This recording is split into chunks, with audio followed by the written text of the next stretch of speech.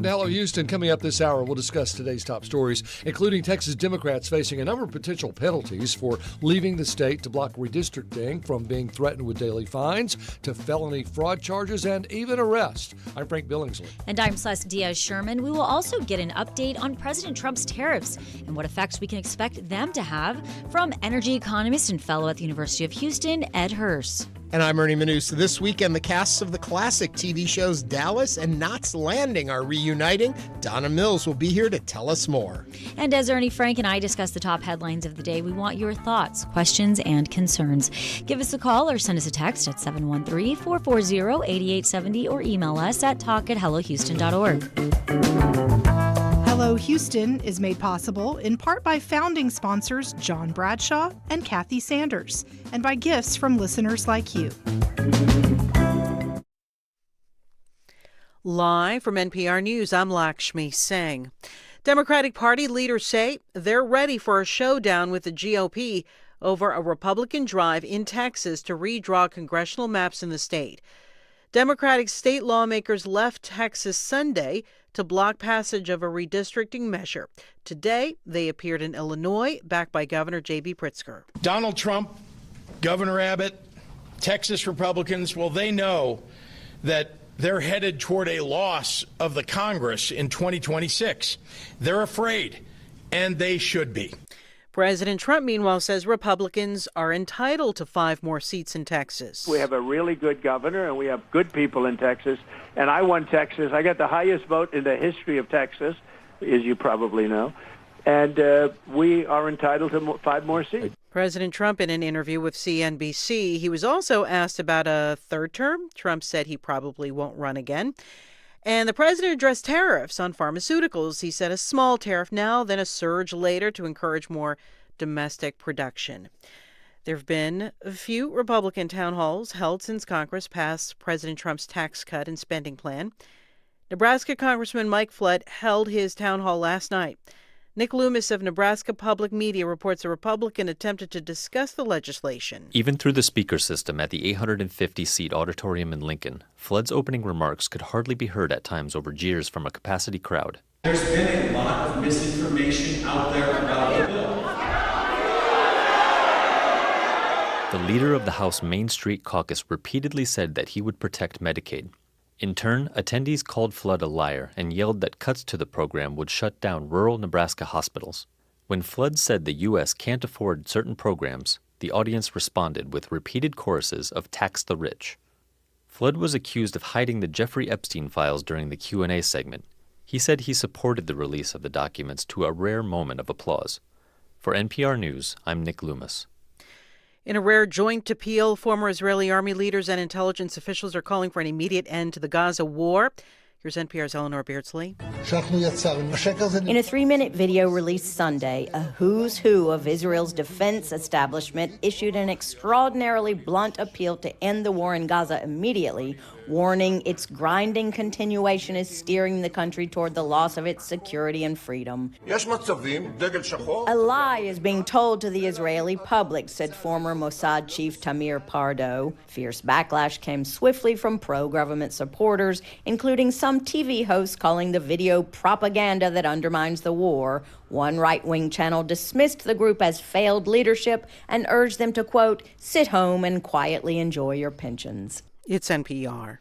Live from News 88.7 in Houston, I'm Alexandra Hart. Texas Republican state leaders are pushing for the arrest of Democratic lawmakers who have fled Texas to prevent the passage of redrawn congressional maps.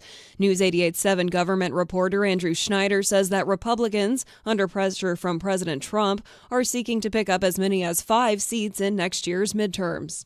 The Democrats fled Texas to prevent Republicans from adopting a map as part of a special session that President Trump and Republicans hope will help them to retain their majority in midterm elections. House Democratic Caucus Chair Jean Wu spoke in a Chicago suburb, flanked by fellow House Democrats and Illinois Governor J.B. Pritzker. If Donald Trump is allowed to do this, if he is allowed to once again cheat and get away with it, There is no stopping this. This will spread across the country. In a statement, Governor Abbott said that if those Democrats who have broken quorum do not return to the Capitol immediately, he will invoke a ruling by State Attorney General Ken Paxton to have them expelled from the Texas House. I'm Andrew Schneider in Houston. Houston city officials are walking back a proposed ban on e-scooters in downtown, East Downtown, and Midtown. Instead, multiple members of city council say they want more targeted restrictions to address public safety concerns, like prohibiting nighttime use and creating narrow geographic restrictions. That shift comes after community pushback on an outright ban. Still, Peter Eccles with mobility advocacy group Link Houston says those restrictions could be problematic. A ban at certain hours is going to make it difficult for people who work jobs at off hours to get to their place of employment. And folks that work jobs at odd hours are much more likely to rely on a scooter or a bike to make those trips. Mayor John Whitmire's office says he's open to a compromise.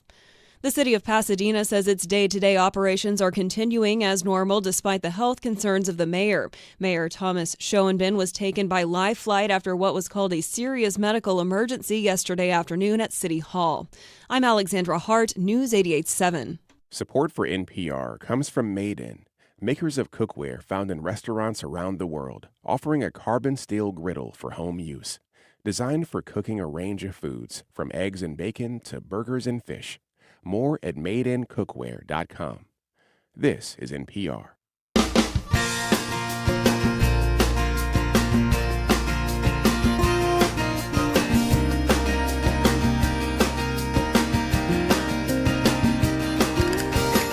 Live from the University of Houston, it's Hello Houston, an open forum on today's biggest stories affecting Houston and beyond. Call now, 713-440-8870, or let us know your thoughts on today's topics by emailing us at talk@hellohouston.org. Now here's your host for Hello Houston, Ernie Manouse, Celeste Diaz-Sherman, and Frank Billingsley. We are back with you again. Hello there, Houston. Hello, Tuesday. Hello, Tuesday. Day It of is the week, Celeste? August 5th. We're moving right into it. You know, parents hear August and we hear back to school. 5:25. I was telling Celeste every morning I've got my little box of my vitamins, and they're by the day. But because I just filled it last night, none of them, because it's always I take the next full one after the empty. Well, there are no empties, and I'm like reaching for Thursday or Friday. I'm like Wednesday. I'm like, it's only Tuesday. It's Tuesday. I went way back to the beginning. Keep score with his vitamin cakes. Oh, well, I'm having my Nexium. That sounds like a Frank Billingsley story.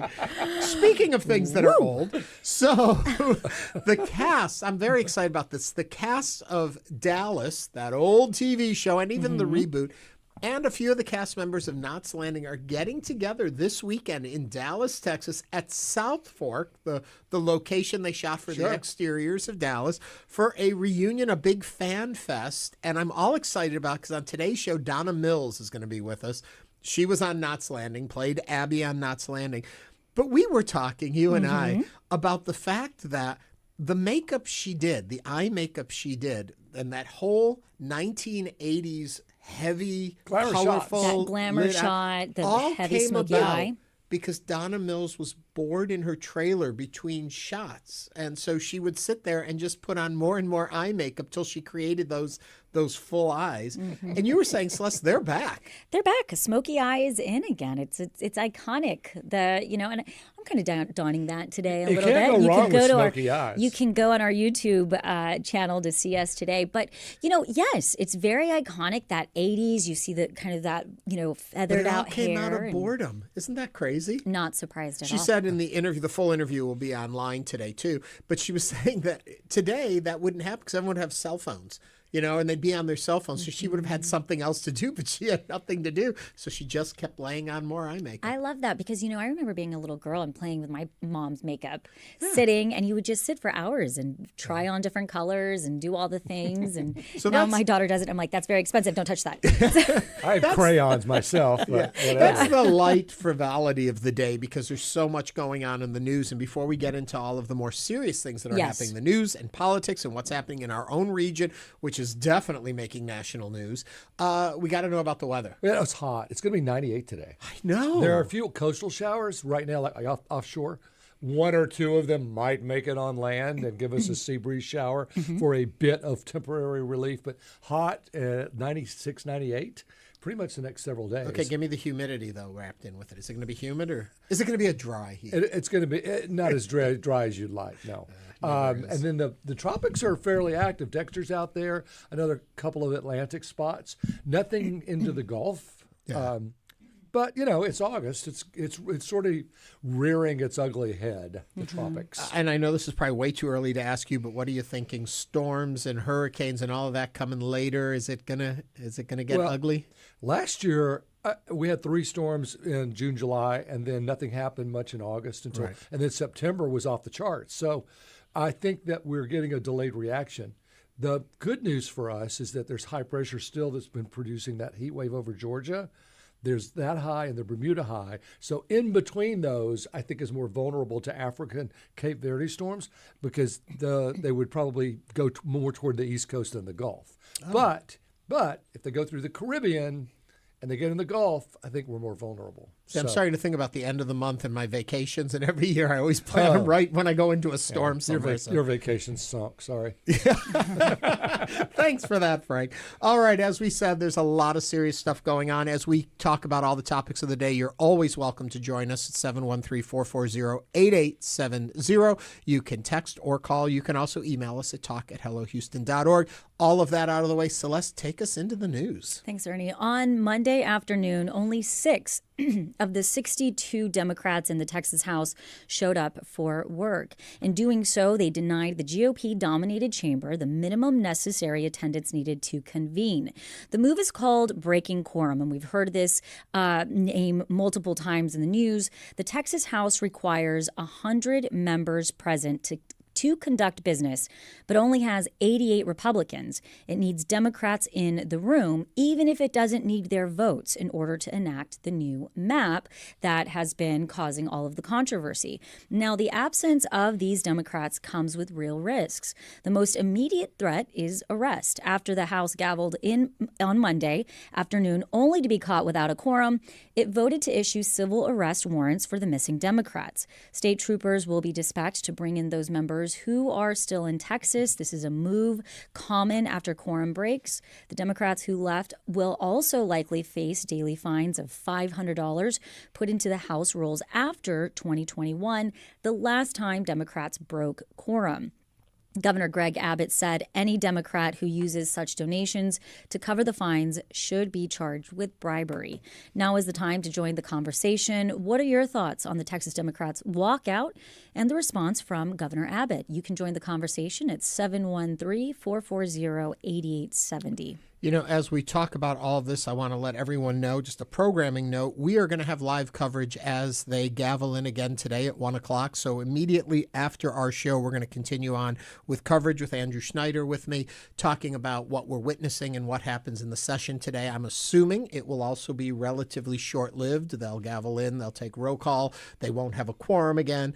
Andrew is warning me, but at an opportunity for politicians to stand in front of a microphone and talk, we may hear some speeches, we may hear some thoughts on all of that, but that'll be coming up. So keep listening even as Hello Houston comes to an end at 1. We'll continue our coverage of this story. It's also convoluted in so many ways. Yeah. I mean, the quorum in and of itself, that just makes sense because you want to make sure you have a percentage of the body there to conduct business. Otherwise, 2 people could show up and could make all kinds of laws, right? So you have to have a quorum. So that's the good part. The Democrats have taken advantage of that by saying, well, we're just going to leave the state and you won't have a quorum, and so you can't vote on whatever you want to vote. Well, it's interesting. I'm sorry. Well, just say if you're looking at this from a strategy perspective, right, it's effective in that it's going to delay legislation. The question then becomes for how long and how long can it hold? And I believe that last time that this happened in 2021, it was 5 weeks, right?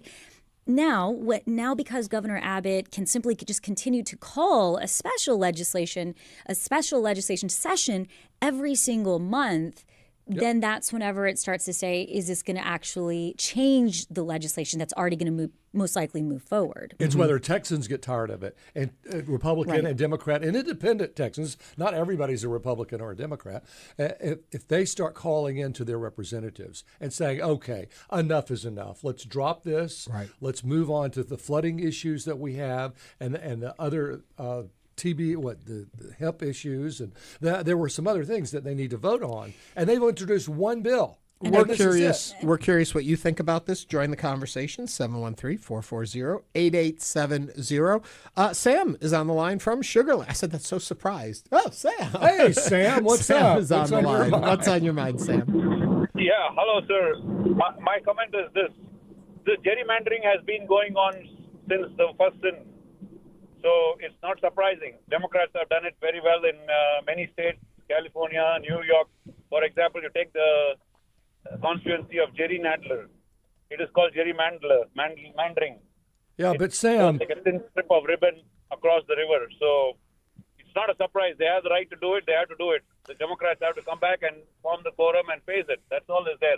Nothing else. Well, you may be right, Sam, but other states have had bipartisan commissions to draw these lines, and I don't even know who drew these lines. Do you? It was drawn by a committee that it's actually being challenged in court. It was a committee of elected officials. It came out of the House and Senate. Came out of our legislature, but this new map, if you're referring to the new map, that was drawn by somebody in Washington. Exactly. And it Not wasn't even a done. Texan. It wasn't done through our process No, that we it go wasn't. through. The other thing that's the ripple in all of this is not so much the fact that gerrymandering goes on. We are all well aware of that, and there needs to be a look at how we give actual voice to the actual people that is representative of who really is in the state. But the problem here is the fact that they're doing it mid-cycle. It traditionally comes out along with the census every 10 years. The census tells us about our population and where they are, and then they redraw the maps. This is, in some ways, a very blatant move in restructuring. Now, the issue that comes up, and we are working diligently. If you are a Republican lawmaker, we invite you to join us on the show. We would love that perspective and to understand the talk from that side. So far, what we hear mostly is from the Democratic side, and they're giving us their opinion of what's going on. We would like to hear the full story. But the issue at play, as I understand it from the Republican side, is that these districts were drawn with race and that was not fair and you can't do that. But at the same time, they're arguing that and why they have to redraw these districts. They're in court defending the old map, the one that was approved in 2020 or 2021, saying that map was not written on race. So they're saying both things. So it's we'd love to hear more about the logic behind it from the right as we continue to hear. I do want to also mention, when we talk about Democrats, that Representative Dutton, who is one of the Democrats that is out of the state right now, he'll be joining us in the next hour also to talk about what he's doing in, I believe, Illinois. Well, I'm curious about the punishments because obviously the Democrats have said we're using whatever tools we can to stop this from going through.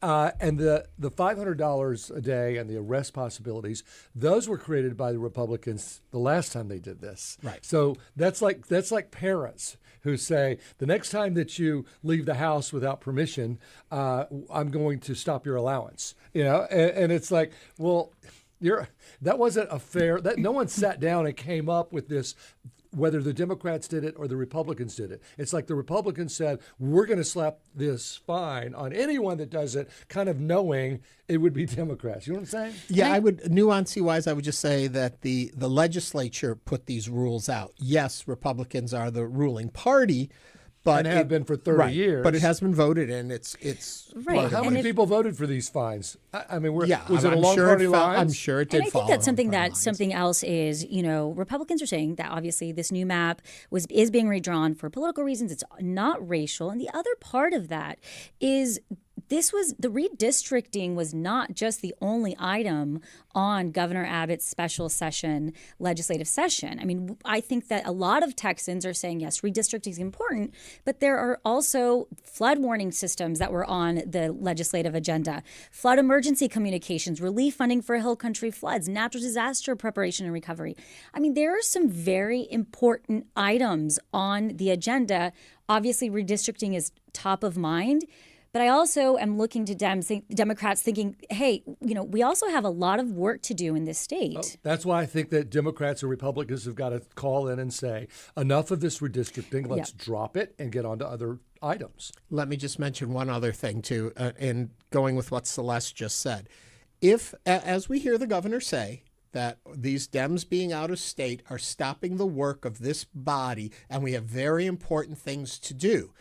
If he truly believed that and felt that way, he would have restructured the session differently and would have started with the flood relief problems, the THC ban, knowing that redistricting was going to be a problem, get the work of the people out of the way before we got into this fight. But he didn't. He stacked it the way he did because then he had something to say. Look at, by being out of state, you're not voting on these important issues. Well, Governor, you picked the order in which these issues were supposed to be. Why was this not brought up in the regular session, redistricting? Because I don't think Donald Trump had called yet. Oh, is that okay? So timing is everything. Until the Donald we Trump. have a call from Mike in Dickinson. Mike, welcome to Hello Houston. What's on your mind? Hi, guys. Hey, I just wanted to say that I think that often in this gerrymandering argument, we're focusing too much on what is right and what is wrong. And if we pay attention to what's going on in our society right now, that's just not as important to people. Sadly, right and wrong has become negotiable.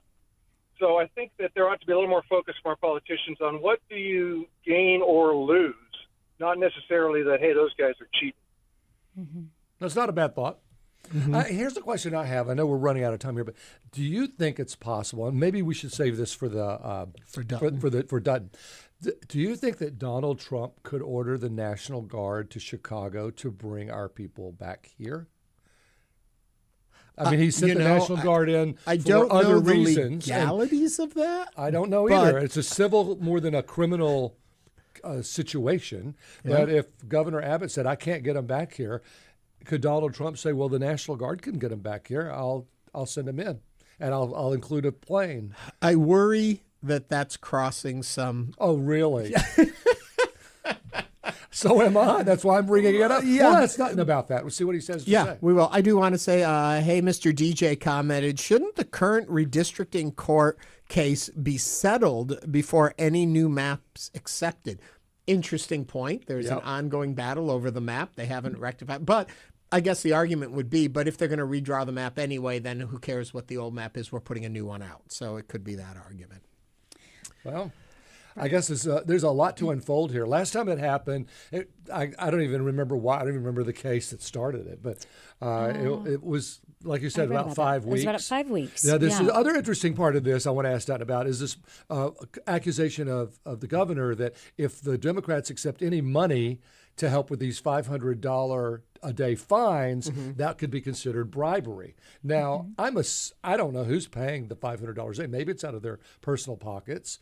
It could be the Democratic National Committee. The problem is that they're pointing to, although I've heard legal experts say that no, there is no bribery in this. That's not what bribery is. But the reason it has become in question is that the Dems have a website now where you can go and donate to their fund because of the $500 a day fine. That's right. So in 2021, Texas Democrats broke the quorum in the state legislature to protest Republican-backed voting restrictions. Right. And that happened. They were out for about 5 weeks there.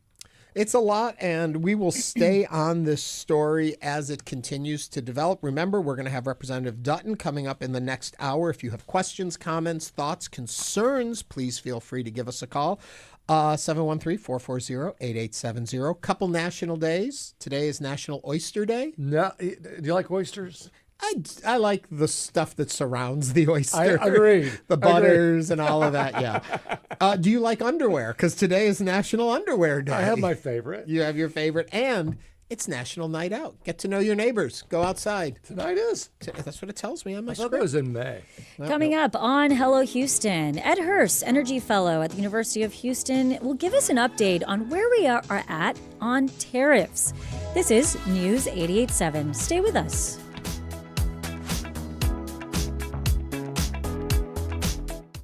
Hello, I'm Josh Adams, General Manager of Houston Public Media. This station just lost $2.2 million in federal support annually. To keep our station strong, we've launched the Resiliency Fund, powered by community members just like you.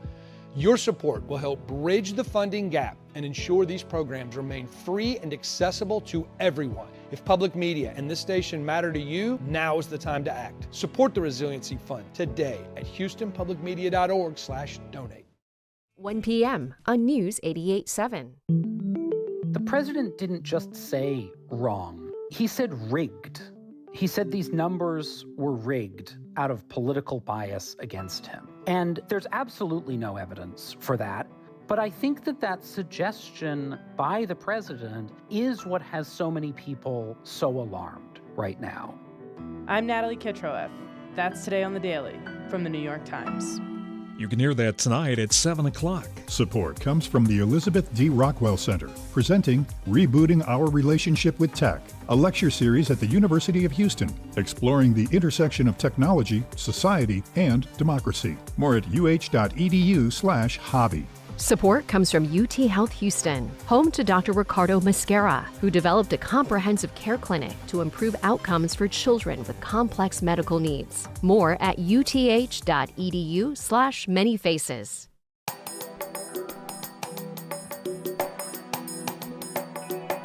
And now back to Hello Houston. To comment on any of today's topics, call 713-440-8870 or email us at talk@hellohouston.org. Now back to Ernie Manouse, Celeste Diaz-Sherman, and Frank Billingsley. Welcome back to Hello Houston. Today we're covering the latest rounds of tariffs just announced by the Trump administration, set to take effect on August 7th of this year, and their implications for inflation and U.S. households. These sweeping duties will hit imports from around 70 countries, with rates ranging mostly from 10% to 41%, sharply raising cost on goods from India, Brazil, Switzerland, Taiwan, and more. Though full effects are still unfolding, federal data showed a June inflation rise of 0.3%, with categories like clothing, appliances, and toys already showing price jumps. Early signs that tariff costs are filtering through. Joining us to discuss is Ed Hurst, Energy Fellow at the University of Houston. Ed, welcome back to Hello Houston. Good morning, Celeste. So we've been following tariffs now 3 or 4 months. We've seen the president, he's implemented them. He's modified them, we've paused them, we've moved forward. Why don't we just start with where are we at currently when we are looking at tariffs? So last year about this time, the average tariff was about 2.4%. Right now, as of, Thursday, when these take effect, it's going to be about 16.8% across the board. Some of them obviously aren't going to change. Those covered by the U.S.-Mexico-Canadian agreement, the new NAFTA, if you will, those goods are USMCA or USMCA compliant. We're not going to change. Right. But the impact of, say, the 50% tariff on steel, that's had a huge impact. Ford Motor Company has not passed this along yet, but they recorded a loss of over $1 billion in the last quarter. If they continue, it would be a $2+ billion loss. Obviously, they can't do it. And so the estimate by the Yale Budget Lab is that this is going to add at least $6,000 to the cost of an automobile. Wow. They run on steel and aluminum. The apparel impact. We're going back to school right now. If you haven't bought back to school clothes, expect to spend 40% more on apparel because we don't make very much of it here in the United States. The estimate, again, by the Yale Budget Lab is we're going to lose about 500,000 jobs. Apparently, we've lost that many already. Give or take the scorekeeper being fired at the Bureau of Labor Statistics. The state data, the corporation layoffs. I mean, we lost a couple of thousand at Chevron. And we're seeing this not just trickle down through the economy, but race through the economy right now. And so I understand one of the things that President Trump says just recently, I think this morning, he was talking about India and the tariff that between him and India, and that that tariff's going to significantly go up. What are some of the common goods that we import from India, and what type of impacts would we see? Well, we get some clothing from India. We get an awful lot of tech support from India. I'm not certain how that would be reflected. I'm not sure how tariffs would apply to services and IT. And the proposed tariff on India really relates more to the oil that they are importing from Russia.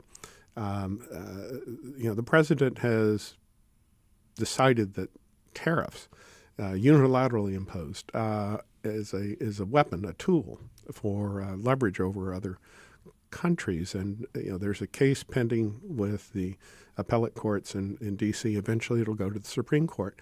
The Constitution reserves the right for imposing tariffs, along with taxes, to the Congress. The president, under some very specific circumstances, is allowed to impose tariffs not more than 15%, not longer than 6 months, according to a bill or an act that Congress delegated now 50 years ago. We're still waiting to see how this case plays out. But all of these tariffs could be unwound by the Supreme Court. How did Switzerland go off the rails? They were on they thought, a 15% tariff, and suddenly after a 3-hour conversation between their president and our president, it went to 40%. Yeah, the Swiss aren't sure about that either. Yeah. No, it's like, and get your Rolex now, Ed. Well, no, I've got my Apple Watch, which I need to do right now because, the president's threatened an additional 25% tariffs on iPhones. And this is very specific just to Apple. And so, this would seem to be punitive, some sort of specific leverage, acting very much like a bully. I can't imagine that Apple won't fight this all the way to the Supreme Court. Apple has the resources to do that. Well, I'm again bewildered by Switzerland, which I don't know how much. And so are the Swiss. The president announced over the weekend that he had cut drug prices by over 1,000%, 1,400%, 1,500%. Yeah. So my $100 prescription now is going to net me $1,400 in my pocket. No, that's goodness gracious, guys. The Swiss are pretty much in balance in terms of imports and exports with us. They count the gold export, that's the place for smeltering of gold and whatever. But the pharmaceuticals are going to be a challenge. That's going to drive up the cost, and we've already seen the seniors hammered. There's been a restriction on Medicare, a restriction on Medicaid. This inflation, a tariff of any part that's getting passed through, and currently it's about $150 billion for the last month, is a direct tax that's being paid by consumers. And it's not one that we can offset with deductions on federal. The seniors are getting hammered here by this insidious, pernicious inflation. And now the cost of drugs is going to go up on them. So I guess the bigger tariffy question I have, and then we can move into more specifics, but all of this talk that comes out of the White House of this much of a tariff, then that one, then Celeste even said the pauses and the starts and all that.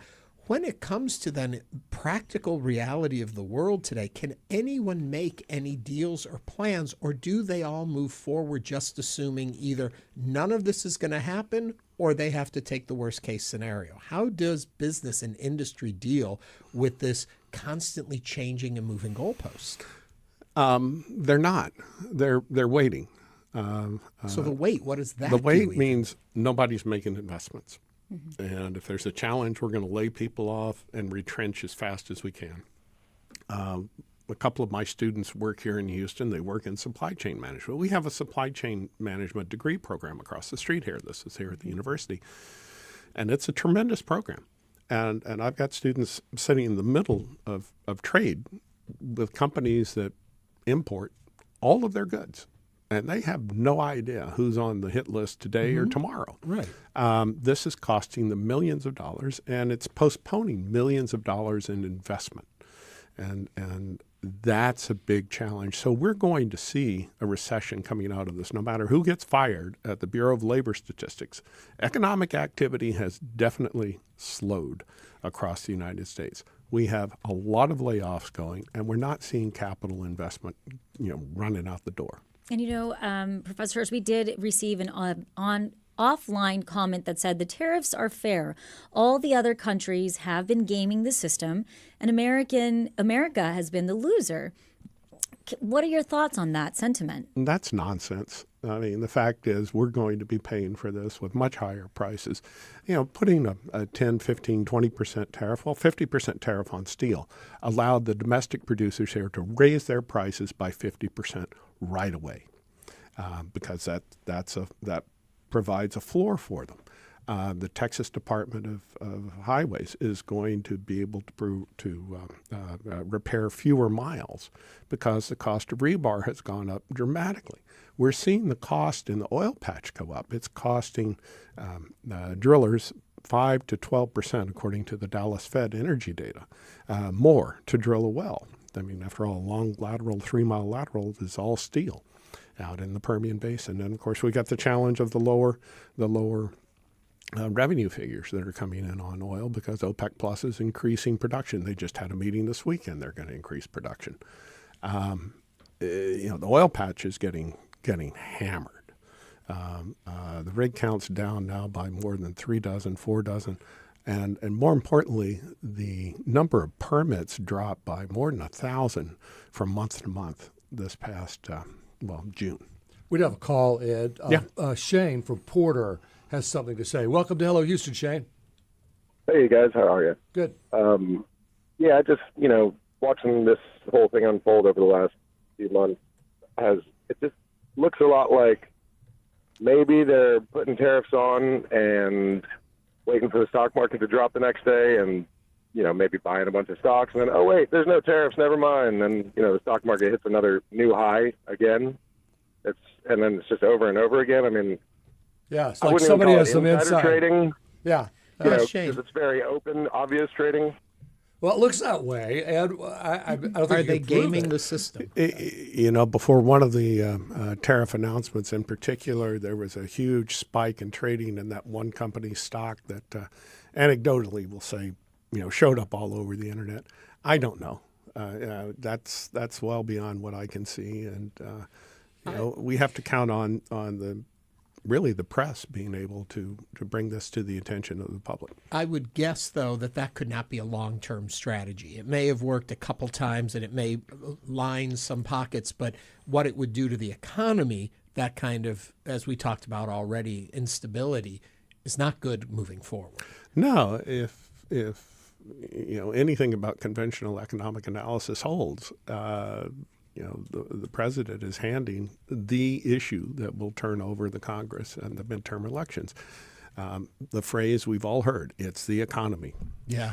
Well, is there any upside to the tariff? No. None. Now, the fact is we've now put a tax, and it's mainly on the lower income population because that's where we're getting the clothing, where we're getting the cars. The high income population got a tax break. And so, they're crowing that, well, we made $150 billion last month in tariff income. That's less than we've given up, if you will, to the high income brackets and their tax breaks. So net, the economy's losing, the government's losing. We're losing on distribution of wealth, and it's hammering the lower income and those on a fixed income, the seniors. Mm-hmm.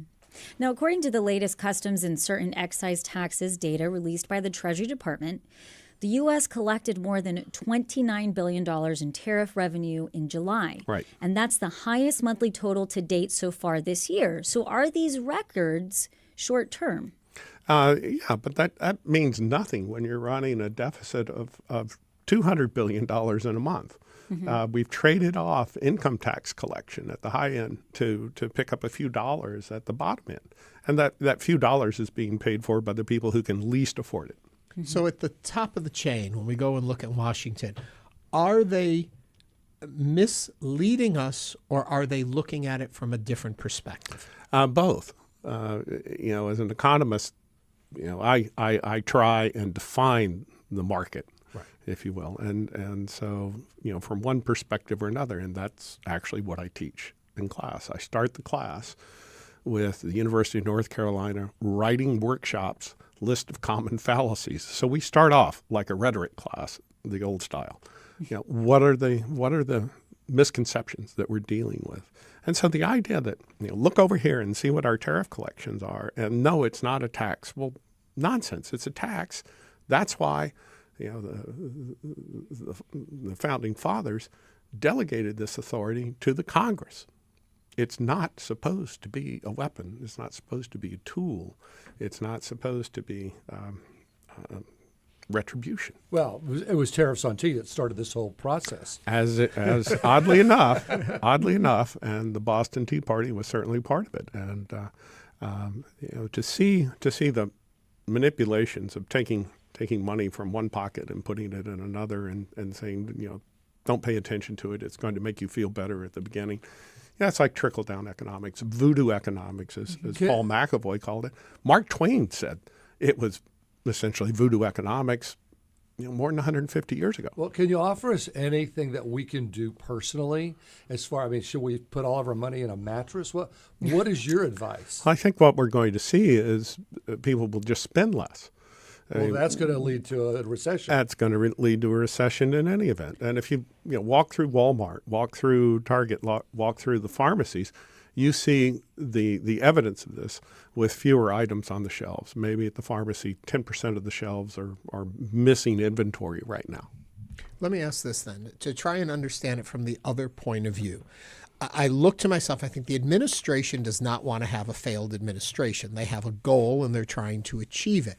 If the economy beneath them crumbles, how do they achieve whatever goal they're looking for? What is the benefit in the behavior we're seeing? Because somewhere someone thinks they're doing the right thing. I can't tell you. I have no idea how they're approaching this. Which is why if you have guaranteed seats at the midterm, then you don't care. Well, but ultimately you would care at the end. You want to walk away. At least if the economy crumbles, even the high end would suffer. Well, it ordinarily would. And we're going back to 19th century economics where tariffs kind of funded the government. But we're also with, for example, the embrace of cryptocurrencies by the Congress, by the bill that was just passed, the Genius Bill. So-called stablecoin cryptos, essentially those are banks. And they're banks without being regulated. And if we had this in the 19th century, the early 20th century, that's one of the reasons why we have the Federal Reserve, to regulate the banking authorities. Because, while they say it's backed by a currency, who guarantees that? No one does. Let's talk about 1929. Well, that was pretty straightforward. That was just a bubble, magnificent bubble at that. But we have all the ingredients right now for another panic, and what's going to trigger it? Smoot-Hawley, the big tariff act, and that followed 29. Ed Hurst is an energy fellow at the University of Houston. Ed, thank you for joining us today on Hello Houston. Always so wise. Thank you. Thank you. Coming up, another installment of InnerVIEWS. Stay with us as Hello Houston continues.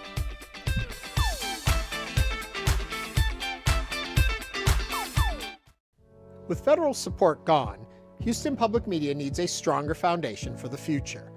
The Houston Public Media Resiliency Fund is our response to ensure this service remains strong, stable, and community-powered. Your gift today helps us stay on the air tomorrow and the day after that. Give now to the Resiliency Fund at houstonpublicmedia.org/donate or call 800-364-8300. 909-0887. I want to make a movie about this. The Arts Hour brings you film. The themes in it are so far ahead of their time. Books. The detail is amazing. Art. There's all the personal stuff. Theatre. Lots of singing and dancing and colours. Music. The dance floor is made for dancing. And everything in between. I want it to be exciting. That's the Arts Hour with me, Nikki Beatty. I really identified with it. From the BBC. The Arts Hour, Friday nights at 9 on News 88.7.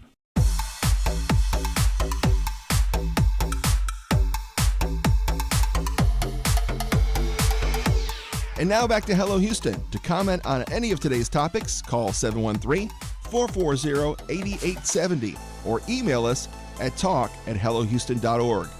Now back to Ernie Manouse, Celeste Diaz-Sherman, and Frank Billingsley. Okay, it's interviews time. Here we go. She broke onto the scene in 1971's Play Misty for Me with Clint Eastwood, beginning a long career of playing sweet, blonde, innocent, and often victims of the domineering male. But all that changed when she was cast as Abby Fairgate Cunningham Ewing Sumner on the hit 80s primetime drama Knots Landing. 45 years later, and after a mid-career break to raise her daughter, Donna Mills is experiencing a renaissance in her career, from TV's Dr. Odyssey to the film Nope to the evilest grandmother of them all in V.C. Andrews' Dawn on Lifetime. Donna Mills is back. Today, as she prepares to visit Texas this weekend for Dallas and Knots Landing Fan Fest at South Fork Ranch, we take Donna back to her time on Knots Landing and the fans that have stayed with her.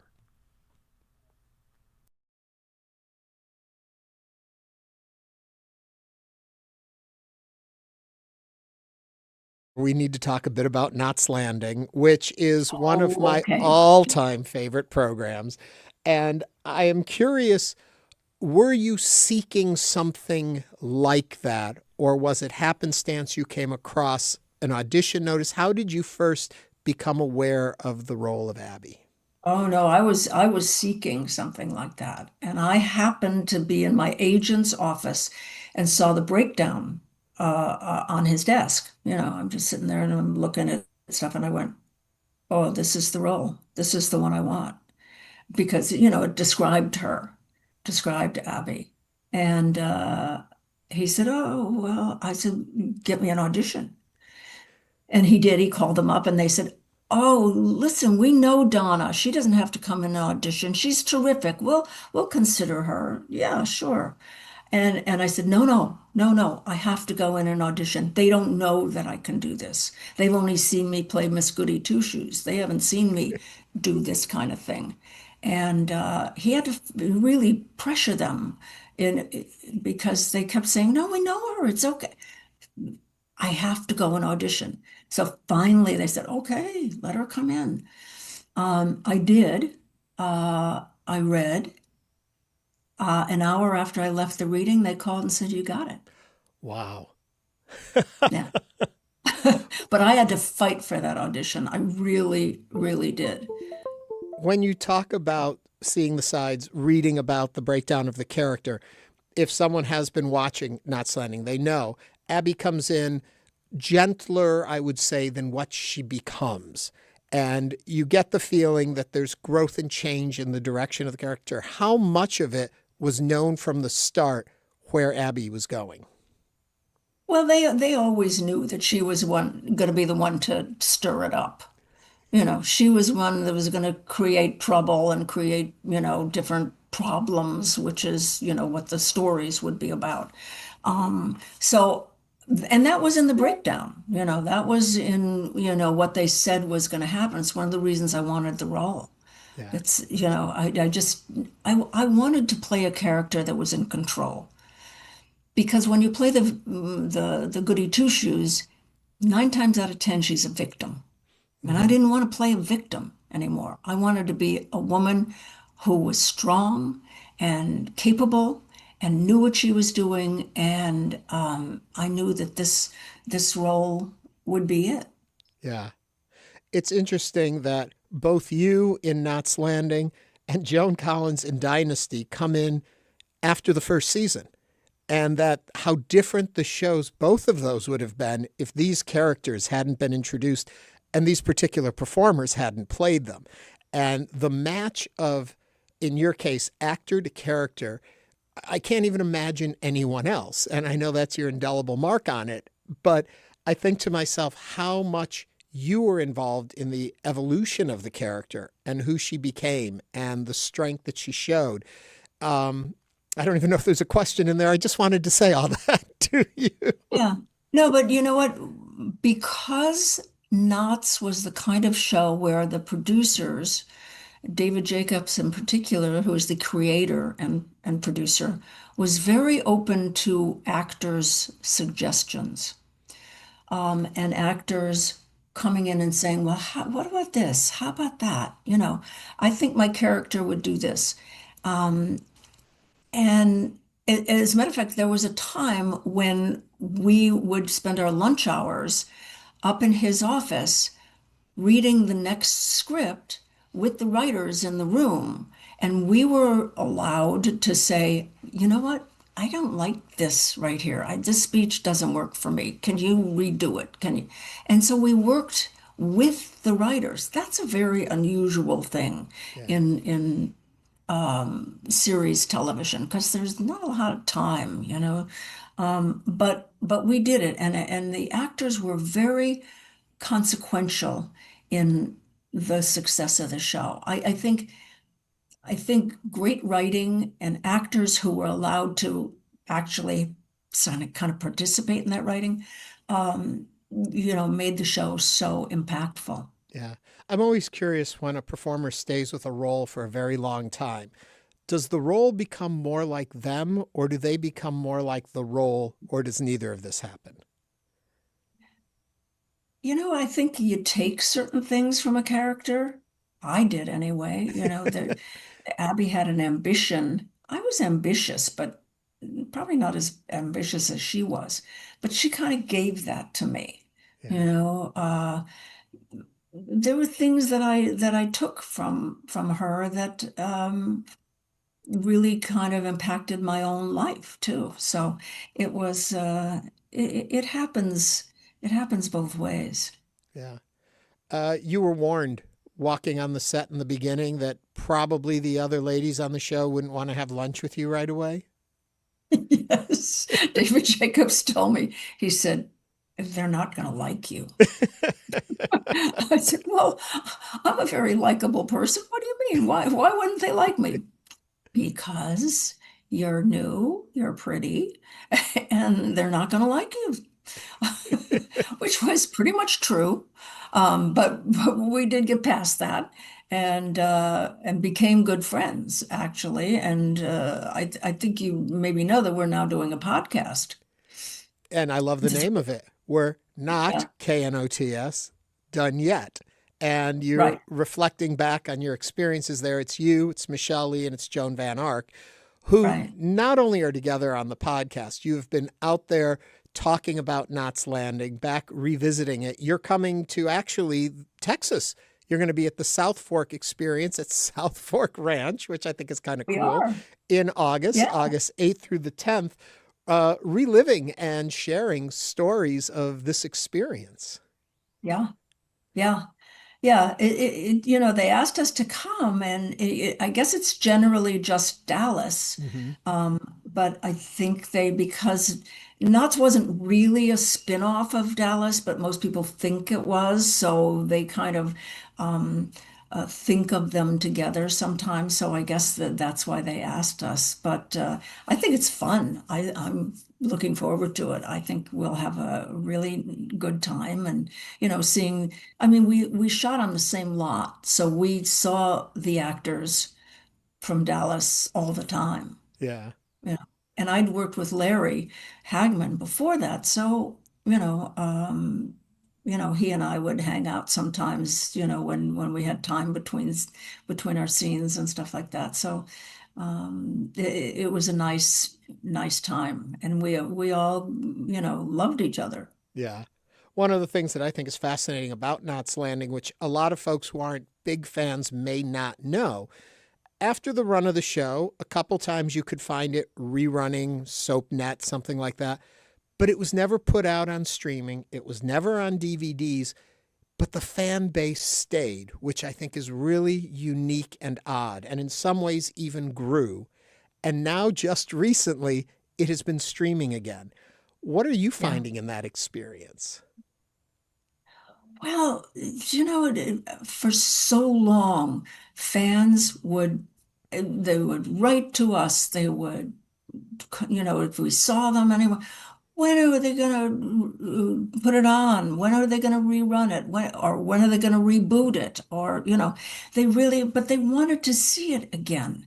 And they didn't put it out for the longest time. I have no idea. People would beg us, please.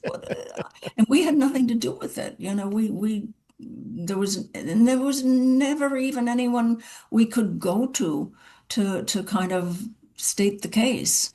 It's owned by Warner Brothers, and who even knew who handled those kind of things there? So, it was one of those things that, and we do, Joan, Michelle, and I would do in person things where it was called an evening with, and we'd talk about the show and answer questions and stuff like that.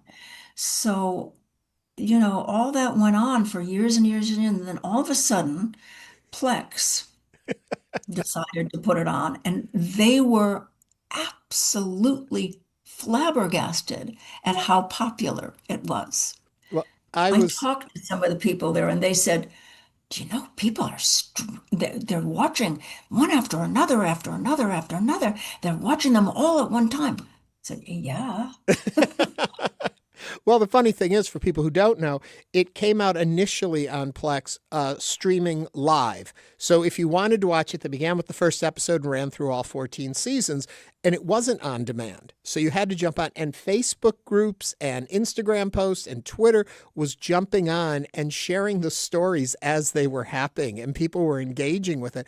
And it was so funny to see this all playing out in real time, because it's so rare for us as a community out there to watch anything together anymore because of all the streaming. And that was really a beautifully nostalgic moment for such a wonderful show. Yeah, yeah. And then I think Amazon Prime saw how popular it was on Plex. And so they got it. They decided to start showing it. And then, of course, it was easier for people to find, because Plex is an app, right? That I don't know about how all this stuff works, but so people, are thrilled that they're able to watch it. They can watch whatever shows they want, whatever episodes they want. Some people have particular episodes that they loved, so they watch that over and over again. It's been really, really nice, because I feel like the fans have been so loyal and so devoted. And now they get to see it again, and I think they're really enjoying it. Okay.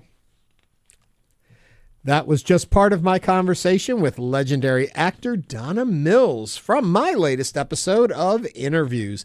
To hear the full conversation, just go to our YouTube channel and look for InnerVIEWS with Ernie Manouse, Donna Mills. To see Donna Mills, her Knots co-stars, and a bunch of original Dallas cast members in person, you need to head to Dallas for this weekend's South Fork Experience. To learn more, just visit southforkexperience.com. She is such an icon. Well, it's so cool, because if you watched her in the 80s and then you see her, she is 84 years old. She is proud of her age. My Lord, that woman looks amazing. Yeah, they just don't make them the way they used to, in that she's glamorous, she's sophisticated, eloquent. That was really interesting. Ernie. And she's still out there. She's working more than ever. She took a lot of time out. And in the full interview, we talk about how she decided she wanted to have a child, and she had waited just a little too long to make that choice. So she adopted a girl at 3 days old, I think she said, and then decided, when she was a baby, I could still work. Right. But when she got a little older, that meant taking her out of school. So she said no. So she stopped and she raised her child. And now her daughter just got married. Also, she has her own vineyard in her own backyard in the middle of LA. Well, as a mom and as a working mom and as a woman, when you see that somebody like Donna Mills, who had such an amazing and robust career, that you look at that and she took pauses. She was able to step away and still get back right into it. Well, that means she's not quite back where she was, but she's trying, and we hope we helped open people's eyes to Donna Mills is still out there. That's right. And coming up on Hello Houston, we'll continue diving into the top stories of the day. Stay with us for the second hour of Hello Houston.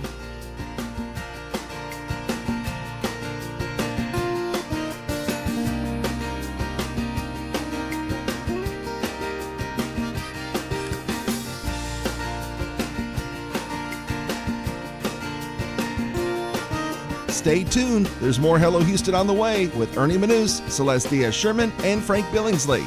For the latest in local news, subscribe to the Hello Houston daily newsletter at HoustonPublicMedia.org. Hello Houston is a production of Houston Public Media. The opinions expressed by the guests of this program are solely their own and do not represent the views of management, staff, or underwriters of Houston Public Media. This is News 88.7.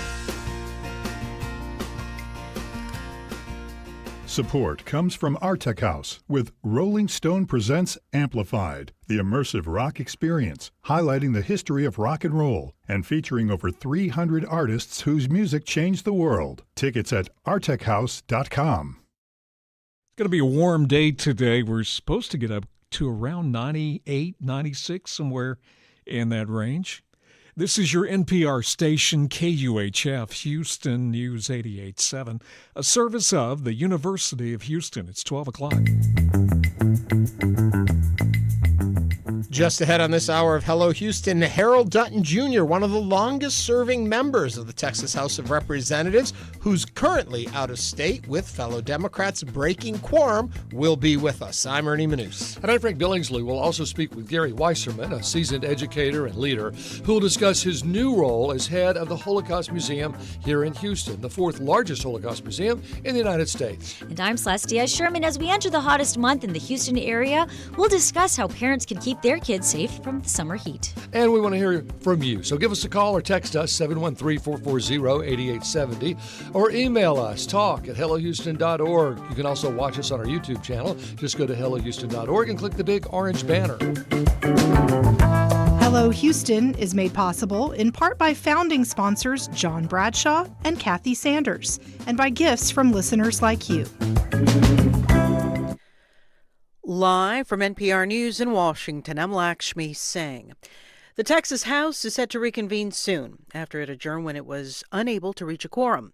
Democratic lawmakers left the state Sunday to block a campaign to redraw Texas's congressional map ahead of next year's midterm elections.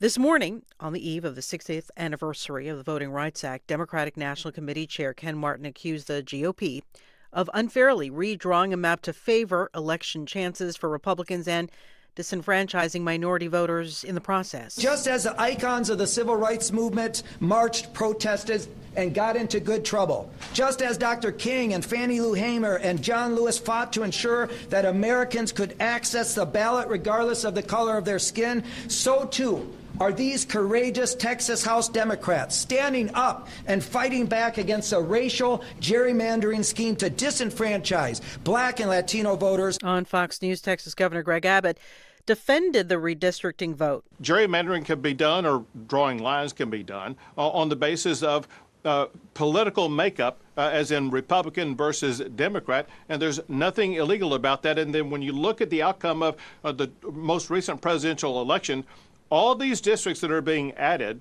are districts that were won by Trump. Meanwhile, President Trump's eyeing candidates for Federal Reserve Chair who'll lower interest rates. NPR's Frank Ordonez reports Trump says he's ruling out Treasury Secretary Scott Bessent. President Trump says he's narrowed the field of potential candidates to lead the Federal Reserve to about 4 people. He told CNBC that likely candidates include Director of the National Economic Council Kevin Hassett and former Federal Reserve Governor Kevin Warsh. Trump would not say who the remaining candidates are, but pointed out that Treasury Secretary Scott Bessent is not one of them. Because I asked him just last night, is this something you want? Nope, I want to stay where I am. He actually said, I want to work with you. It's such an honor. I said, that's very nice. I appreciate that. Jerome Powell is the current chair of the Federal Reserve. His term ends in May, and Trump has frequently attacked Powell for not lowering interest rates. Franco Ordonez, NPR News, the White House. A record catch of krill near Antarctica is resulting in an unprecedented early end to the fishing season. The Commission for the Conservation of Antarctic Marine Living Resources confirmed the early closure of the season. Krill is central to marine ecosystems and an overall buffer against climate change. The decision to end the season early followed a report that showed a surge in krill catches after the U.S., Russia, China, and other governments failed to approve a new management plan. The Dow is down slightly. You're listening to NPR News. Live from News 88.7 in Houston, I'm Alexandra Hart. Governor Greg Abbott is threatening to expel more than 50 Democratic state lawmakers who have fled the state to prevent the passage of a Republican-backed congressional redistricting map. Abbott argues Texas House Democrats are not doing their jobs. By contrast, Marina Jenkins, executive director of the National Democratic Redistricting Committee, says the Democrats are serving their constituents. The betrayal by Governor Abbott against Texans when they should be focusing on flood relief and instead focusing on gerrymandering the map is unprecedented and alarming. And I think, Democratic lawmakers in Texas are confronting that alarming emergency head on. In addition to threatening expulsion, Abbott has raised the prospect of bringing felony bribery charges against Democrats who have fled the state. Family members of a man who recently died during a tussle with detention officers inside the Harris County Jail are calling on the officers to be fired and face criminal charges. Our Sarah Grunow has more. The Harris County Sheriff's Office released security camera footage that shows when 32-year-old Alexis Cardenas was restrained by several officers after he refused to leave the jail after his charges were dropped. As he walked back into a secure area of the jail, several officers pinned Cardenas to the ground and he stopped breathing. Harris County Sheriff Ed Gonzalez could not say whether or not the officers followed protocol during the struggle. There was just a lot of different factors, and so again, our detention officers have to do a great deal to manage these type of situations and maintain safety and on our premises, and so it's very unique. Cardenas' family said he was struggling from a mental health crisis at the time of his arrest and while he was being released from jail. I'm Sarah Grunow, News 88.7. And a Texas Senate committee on Monday gave initial approval to a bill that would limit bathroom use for transgender people to bathrooms that match their birth sex. It's unclear if that or any legislation will move forward right now because of the Democratic quorum break. I'm Alexandra Hart, News 88.7. Support for NPR comes from NPR stations. Other contributors include Progressive, with small business insurance for protecting a variety of business types with multiple coverage options, designed to fit business owners' needs. More about small business insurance is at progressivecommercial.com.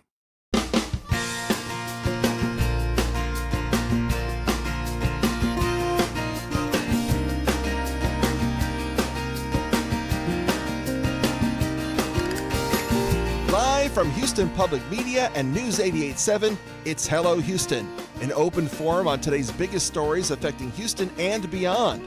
Call now, 713-440-8870, or let us know your thoughts on today's topics by emailing us at talk@hellohouston.org. And now here's your host for Hello Houston, Ernie Manouse, Celestia Sherman, and Frank Billingsley. Welcome back to the second into the hour. Noon hour. A lot going on in the state, a lot going on across the country. A lot that's going on around the country is because of what's going on in our state. We're going to be taking a deeper dive in this hour into what's going on with the redistricting and with the Democrats. I want to remind everyone that the Texas House is going to gavel in at 1 o'clock. We're going to have live coverage of that as it happens. Alexandra Hart and Andrew Schneider will be joining us, so you'll be able to listen to those proceedings here coming up in just about a little less than 50 minutes. Wow. Yeah. That's right. And as we've been following the news out of Austin, as of Monday afternoon, only 6 of the 62 Democrats in the Texas House showed up for work. In doing so, they denied the GOP-dominated chamber the minimum necessary attendance needed to convene. And joining us now is Harold Dutton Jr. He is a Democratic member of the Texas House of Representatives representing District 142. Welcome to Hello Houston, Representative Dutton. Hi, thank you for having me. And Representative, just for clarity's sake, you are one of the Democrats that is not in Austin for this session. As I understand it, you are in the Chicagoland area, as we like to call it. Your thoughts and feelings on how this activity of these Democrats is being perceived in Austin? Well, again, Austin, is Austin. They will put a spin on whatever it is that takes place. But the point is, I want to make is this, is that the reason we have a democracy and have a constitution is because we never let the majority do what they want to, do anything they want to.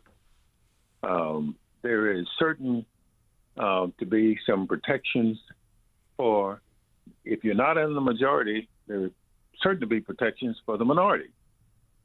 And so we believe here, at this point in time, all of those protections are being overridden by what's proposed at this time in the Texas Legislature. We believe we have to do something that requires us to draw attention to the fact that the rights of the minority population is being eroded by what they're doing. And that's why we're here, because we believe those rights have to be protected. Well, Representative, a unique situation you bring in here is the fact for the amount of time you have served, one of the longest serving, if not the longest serving member of the House. And I'm curious, we have gone through redistricting and reworking of these maps many times in the past. Outside of the fact that this is happening off cycle, happening in the middle of a 10-year cycle, differences you see in the approach to drawing these maps or drawing this particular map, how this is different than what we've seen before? Well, clearly the reason for redrawing of the maps has been basically drawn out by the U.S. Census. That's where we take a look at the whole population in this country.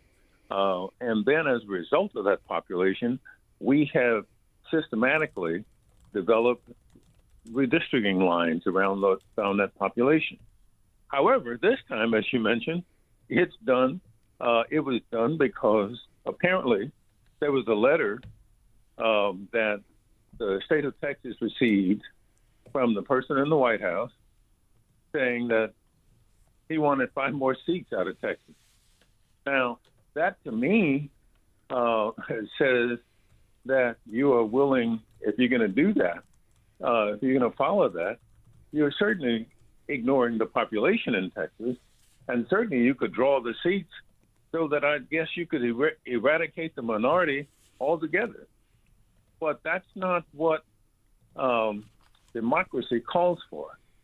Democracy calls for us to make sure that we don't only go back to a system where only the strong survive, that we have a system where we encourage everybody to participate in it. And what this procedure is doing is eliminating that possibility. Sir, it's Frank Billingsley. How many times can the Democrats do this to ward off this Republican strategy? Well, I'm not sure what you mean by how many times, but how many weeks can you stay in Chicago, and how many special legislatures can you leave? Well, I don't really have an answer for that. I don't know that. I don't know that if you're asking, can we stay forever? The answer is no. We couldn't stay forever. But that doesn't mean we ought not to fight. True. We ought not to use the idea of having a breaking the quorum now to justify doing it. And Representative Dutton, as you talk about the fight, and a second ago you said you all are bringing attention to this legislation, and you all are receiving a lot of attention on a national level. But do you believe this will make a long-term difference in preserving democracy? Well, the thing, as I said before, if somehow or another democracy ends up eliminating the participation of the minority, I think that's the greatest threat to our democracy than anything, because democracy at that point will fail from inside. It won't be because somebody came in and took over. It will be because the internal ingredients to have a democracy were upset so badly that democracy got X'd out simply because it no longer lived up to the principles of democracy, which is one of them is, and the greatest principle in democracy is having the participation, at least, of the minority. Representative, I do want to ask your opinion on, I've heard this bandied back and forth about the concept of breaking quorum, as though you're not allowed to do that, but then I've heard others say that that is the specific reason why they have such a thing as a quorum, is because then it does give you this tool. What's your understanding of breaking quorum and what it means legally? Well, quorum is like anything else. It's in the rules, and the rules, as I mentioned before, generally have been designed to make sure that the powerful don't take over the less than powerful. That's what rules are designed for. If things are going to be adequately done everywhere, then you don't need to have rules. You can do it by a shake of the hand, I suppose. But because we have rules, that's designed to protect the interest so that the majority don't run over the minority. And if in the rules we have a provision that says you need to have a certain number of people present to conduct business, then that's designed to protect the minority again. Mm-hmm. And so the minority's use of that rule ought not to be castigated, as some people are trying to do, but applauded. I think that's what ought to happen. And you're listening to Hello Houston. We are speaking to Representative Harold Dutton of District 142, who is currently in Chicago. And we do have a call on the line. Danny from Northwest Houston, what is your comment or question for Representative Dutton? And that's and this is Northeast Houston. And I'm actually in Representative Dutton's district. Actually, he knows me. I actually ran against him last cycle. But my question to him is this: we have seen the Democrats come back the last few sessions, being bemoaning about these things have been pushed down their throat. This time it's a map. This past session it was vouchers. Before then it was this anti-CRT bill. The question is, are the Democrats, while they're absconding from the state right now, are they having a discussion about districts like ours that historically have a lower turnout? Are they going to look to figure out how to turn out to make sure that this is not at least to give the Republicans a decent fight on the state level, so they're not pushed around in this manner? I don't know. In our specific district, 56,000 people out of 96 registered thousand voters voted in this last presidential cycle, which is about as big as it gets. What are we doing to reach the other 40 and then the other of the other people who were unregistered? Danny, thank you for that question. Representative, your thoughts? Well, one of the questions we have raised with the National Democratic Party is their past attention to Texas, because, as you know, they have not been the best when it comes to having provided the resources of Texas to be able to increase voter turnout and fight some of the things that we Democrats have tried to fight. That has certainly been an objective in all of this. I will tell you even more than that. On last Saturday, not this past Saturday, but Saturday a week ago, what I did was I had a breakfast in the district with all of the precinct judges in my district. And I explained to them that the choice was, designed to go and break the quorum. But what I wanted from them was, I wanted them to think about this. Think about the fact that in the last election, presidential election, I think one vote per precinct increase would have changed the outcome. And so what I wanted from them was a commitment that they were going to raise the voter count in their district at least by 5, so that they get 5 more voters than they've gotten at the last election to participate. And so I appreciate the question, but I think that one of the things we've got to do is elevate everybody's attitude toward getting and participating in this democracy by voting.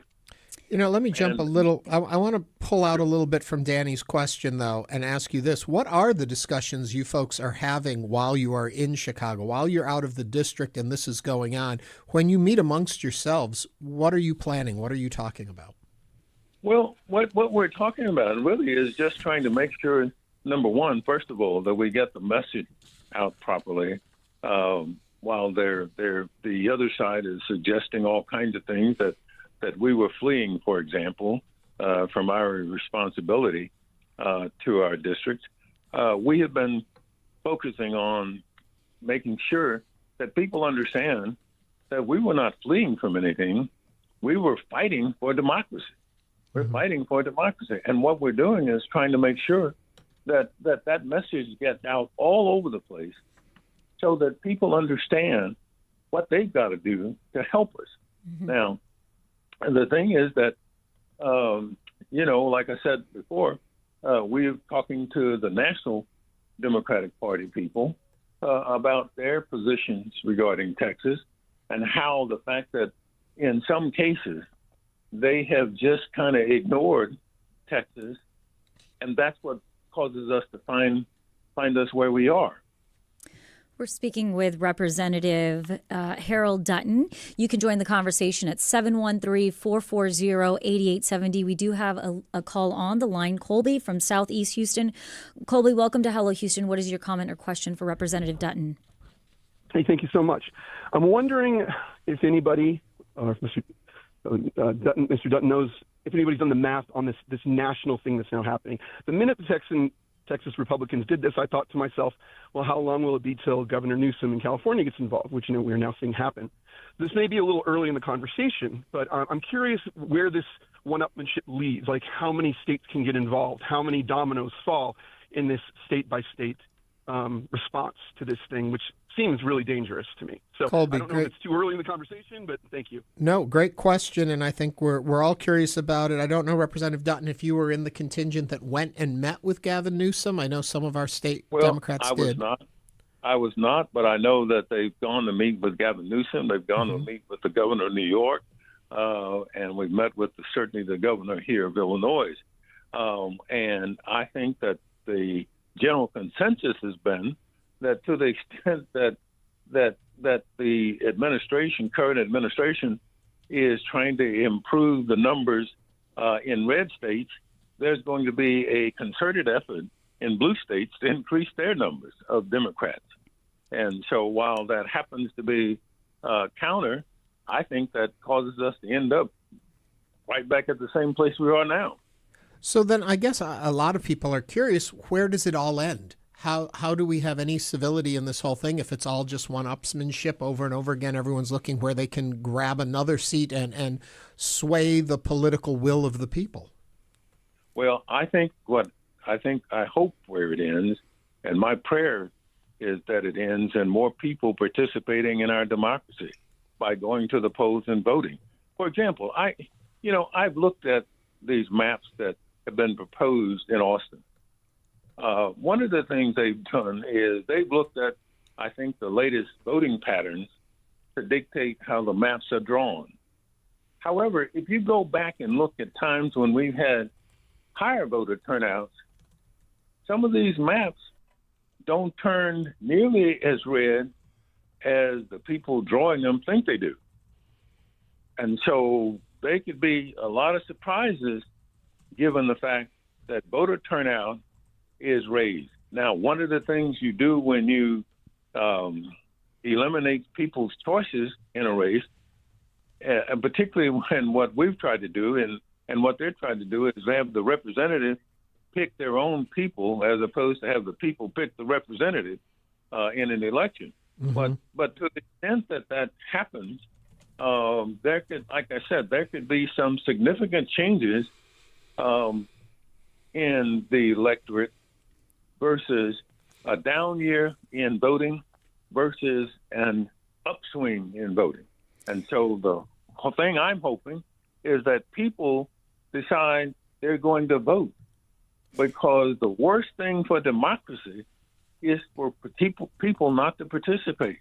Right. You're listening to Hello Houston. We are speaking with Representative Dutton, who is currently in Chicago, and Linda from Northeast Houston is on the line. Linda, welcome to Hello Houston. What is your comment or question?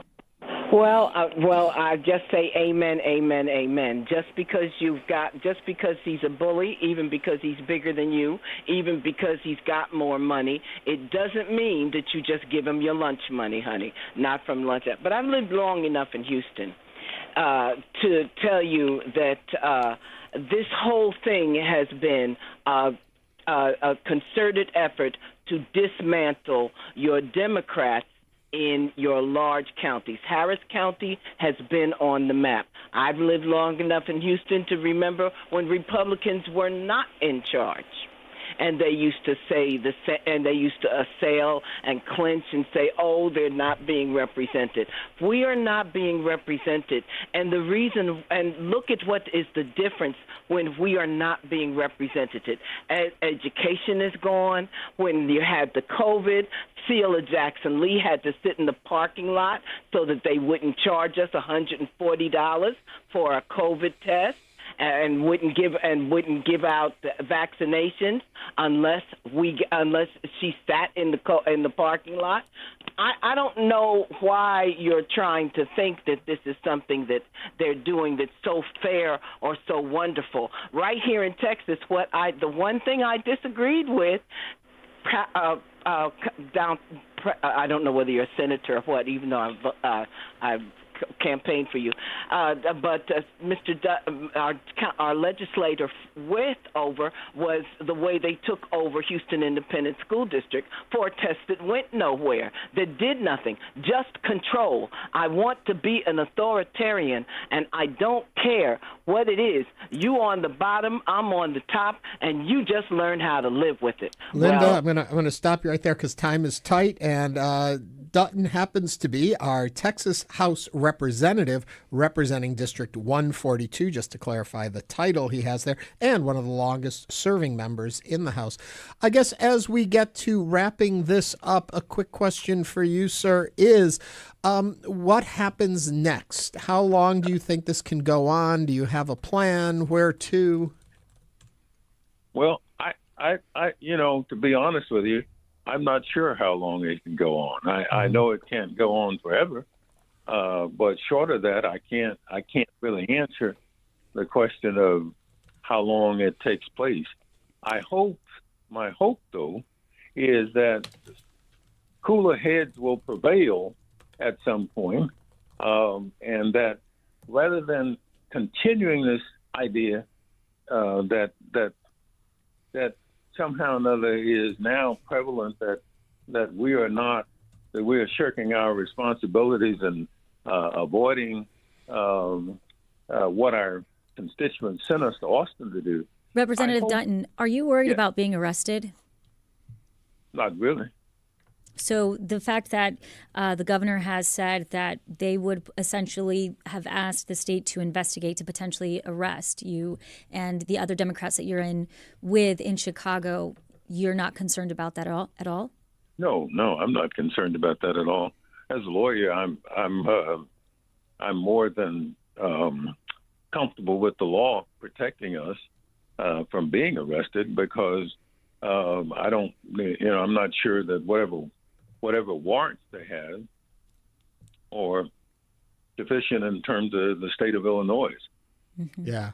Representative, thank you for joining us. We're going to stay on this story. We'll continue to be speaking with other lawmakers as this continues, but we really appreciate your taking the time. And that was Democratic. Yeah, well, thank you all, and thank you for all the questions, too. And I think, that, as I said when I started, the question really is, will democracy survive? That's a fair question. Democratic member of the Texas House of Representatives representing District 142, Harold Dutton Jr. Thank you for joining us on Hello Houston. Thank you. Coming up on Hello Houston, we'll talk with the new head of the Holocaust Museum Houston, Gary Weisserman. This is News 88.7.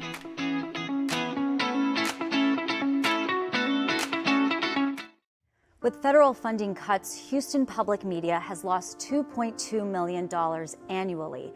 In response, we have launched the Resiliency Fund, an urgent initiative to protect the programs and services you rely on. That includes PBS Kids, that provides free educational programming to children and families across Greater Houston. Your support of the Resiliency Fund helps keep this vital service accessible to our community. Give now at houstonpublicmedia.org/donate. Thursday night at 8. Hi, this is Matt Harrop. There's been a lot of news to cover in Houston over the last few months. Keep listening to Houston Public Media for the latest. And if you've got a car, truck, boat, or RV you don't need anymore, donate it to the station. It could be worth hundreds of dollars in support. The donation process is easy for you, and we'll pick up your vehicle in any condition. Here's how to get started. Go to houstonpublicmedia.org/cars to learn more. Thank you. The trade deal between the U.S. and Europe imposes a 15% tariff on imported pharmaceuticals from the EU. 43% of brand-name drugs in the U.S. contain active ingredients manufactured in Europe. The White House also announced a new 25% tariff on drug imports from India. How will new tariffs affect consumers and drug prices? That's next time on 1A. You can listen to 1A coming up today at 2 o'clock. Support comes from the Elizabeth D. Rockwell Center, presenting Rebooting Our Relationship with Tech, a lecture series at the University of Houston, exploring the intersection of technology, society, and democracy. More at uh.edu/hobby.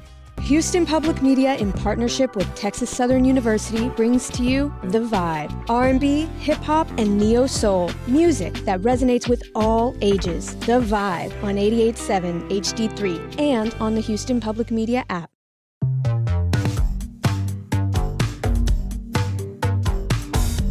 And now back to Hello Houston. To comment on today's topics, call or text 713-440-8870 or email us at talk@hellohouston.org. Now here's Ernie Manouse, Celeste Diaz-Sherman, and Frank Billingsley. All right, don't go anywhere. At 1 p.m., we're going to have live gaveling in of the Texas Legislature just to see what happens. Could be interesting. It could be. We'll spotlight that. Right now, we're going to spotlight a milestone in leadership at the Holocaust Museum of Houston. We have with us Gary Weisserman, an educator, a leader. You officially became CEO on June 23rd. Where are you from, and what are you bringing to the party? Well, first of all, thanks for having me here. We're glad you're here. I'm actually originally from Detroit, but for the last 15 years, we've been in Los Angeles, where I was the head of school at a Jewish day school out in Los Angeles. And for the last 7 years, I've actually been in Chicago, which I understand you're originally from. It was my stomping grounds for a very long time. We will have to compare notes after. We will talk pizza in a little bit. I'm curious, though, when you come into an organization, we talk about the Holocaust Museum Houston as a leader in these types of museums, or one of the top ones in the nation. Coming in, then, what do you want to do? Do you come in with a fresh concept of how we should look at this museum as we move into the next generation, or do you look at just preserving what we've been doing so well? Yeah, that's a great question. I think we're in a really interesting time. Mm-hmm. And as the world changes, we have to adapt as well. This is a very, very difficult, confusing, sometimes dark period that we're in. And the museum's role as somebody that can bring moral clarity, that can bring an opportunity to think deeply about what the lessons of the Holocaust are and how we can apply that to today. I think that's something that we have to take a look at how we do that. We will always be the institution that preserves memory. We will always be the institution that tells the story of the Holocaust and honors our survivors and their stories. And we want to look and say, how exactly can we leverage the story of the Holocaust, the tragedy that occurred, and learn from that in meaningful ways? Because ultimately, we're an educational institution as much as we are a museum. Yeah, what I love about the museum is the forward-thinkingness of it. The name may imply looking back, and of course that, as you said, is a part of your history and who you are and Sure. why you exist. But it's that taking the lessons, and lesson sounds like a wrong time, taking what we learned from history and how we move forward as a culture, as a people, and what we can do better. Well, that's exactly right. We actually talk about there being, I'm sure there's more, but at least 5 key elements to those lessons, 5 universal truths or ideas that we want every person who leaves the museum or who touches our educational programs, which is a big part of what we do, to come away with. And I think they're really relevant to what's going on today. Can you list the 5? Sure. The first is that the Holocaust wasn't inevitable. And that's actually something that's really, really interesting to think about, because we often think about history as being sort of a force of nature, and that's not true. The Holocaust happened because individuals, governments, organizations allowed that to happen. Mm-hmm. The second lesson that we try and teach is that democracy is fragile. Mm-hmm. Hitler and Mussolini came to power through legal democratic means, and then dismantled the very structures that put them in power. That's an important lesson for us because we, again, think in terms of historical inevitabilities. There's no guarantee that the sort of liberal democracy that we live in is necessarily the sort of society that we'll have tomorrow or 5 years from now. And we need to be incredibly vigilant about that. Mm-hmm. The third is that decisions have consequences, and that sometimes not making a decision is a decision unto itself. And that's something that was, central to the story of the Holocaust. People had to make individual decisions, not just, famous leaders, about whether to be an upstander, whether to be a bystander, or whether to be complicit in some of the greatest evils that man has ever done. The fourth is that, end of the day, hate speech, the sort of unchecked hatred that we've seen today and that we certainly saw 80-some years ago, if it's left unchecked, it turns to violence. Mm-hmm. And that's something that I think none of us really want to see. And the final one, and this is, to me, one that brings everything together, is that anti-Semitism isn't just a danger to the Jews. Anti-Semitism is a sign of a deeper rot in a society. It may be the world's oldest hate, but it never stops with anti-Semitism. The Jews are, in many respects, a canary in the coal mine. And when the anti-Semitism rises, all of our society is threatened. And those are really, when all is said and done, the 5 main points that we try and make sure that everybody understands, because when you distill the stories down, those are the lessons that we take forward into the future. Yeah. How do you think we can combat some of this? Because it sounds, as you make note, very familiar, what's going on right now. We have the internet, which they didn't have in 1939. We have more communication. We have more exposure to say, this is what's happening, and I guess more opinion. But how do we combat when we all feel so powerless? Yeah. It's funny. That's one of the terms that I hear most. And I'll answer by saying that, again, we see ourselves as an educational institution, and that's really important. It's part of the fundamental belief of the museum that we can actually make the world a better place through education. Mm-hmm. It's the darndest thing. When I accepted this job, one of the questions that I found myself getting asked a lot is, isn't it depressing? You're at a Holocaust museum. Yeah. And my answer was, I can understand why you think about that, because our topic is dark and unsettling, right, and much of the material that we present is very difficult. But the truth is, we actually think of ourselves as a fundamentally hopeful place. If you've ever spent time around our survivors in particular, you know that they're some of the most optimistic people in the world. And I can't think of anything that is more radically optimistic, more full of hope, than having seen the worst that humanity is able to produce and still believe that we can make a difference through education, through telling stories, and through appealing to the better angels of our nature. And there is a brightness about the museum itself when you're in the building and the way it has been reconstructed, and absolutely, it does bring in that warmth. And you actually have 2 programs that are free educational programs. Can you talk to us about the Educator in Motion and the Engines of Change? Absolutely. So a big part of what we do is education outside the museum. So while we have tens of thousands of visitors who come every year, and that's important, it's crucial to who we are, we reach many times that through our education programs. Mm-hmm. Our Educator in Motion program is one example. Our museum educators go out into the field. Yeah. They go to schools. They work directly with students and with teachers, and they touch over the course of every year between 20 and 40,000 students, just them alone. And they go out and actually teach these lessons that I just described, and also bring with them the artifacts. They bring with them the stories. They bring with them the fundamental things that we have inside of our museum. They also work directly with teachers. Our educators are actually out in Katy ISD right now, working today with about 100 social studies teachers, with the idea being that they're going to be taught not only about the Holocaust, but how to fight hatred, how to fight anti-Semitism. The Engines of Change program, I just love. This is an opportunity for us to work directly with kids. And this year we'll be working with 70 or 80 students from around the area who have committed themselves to an entire year of learning about what does it mean to be an upstander, what does it mean to fight hatred and bigotry, and also to learn the lessons of the Holocaust and to be able to go out into their communities and be leaders and representatives of their own. Do you feel like the message that you all are sending and, the educational part of it is usually met with acceptance and people wanting to learn more and understand it? Or do you feel like more and more you're hitting roadblocks of people saying, well, I'm not sure?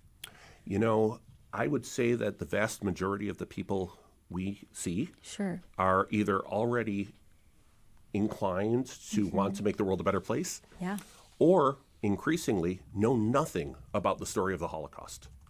Wow. Really? They know nothing about the story of the Holocaust. The ADL recently put out a survey, and the results, and I don't have the exact numbers in front of me, but the results show that the vast majority of people under the age of 21 had never heard of the Holocaust, couldn't name a concentration camp, couldn't tell you what happened. And that is terrifying. And it's all the more important that we're doing the work that we're doing. I mean, the book of Anne Frank changed my life. Mine too. A visit to Dachau changed mine. Yeah.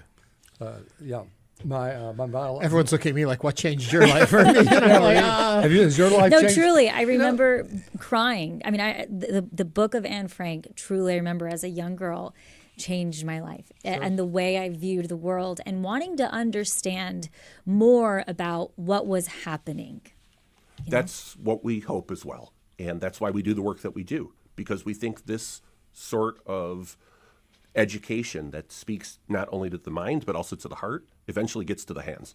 I have a lot of friends who are Jewish, and I've heard from some of them, they are fearful of their safety, their future. How do you balance that with the spirit of optimism that you spoke about earlier? What can you say directly to someone out there who's Jewish and saying, you guys don't understand, I'm scared? Yeah.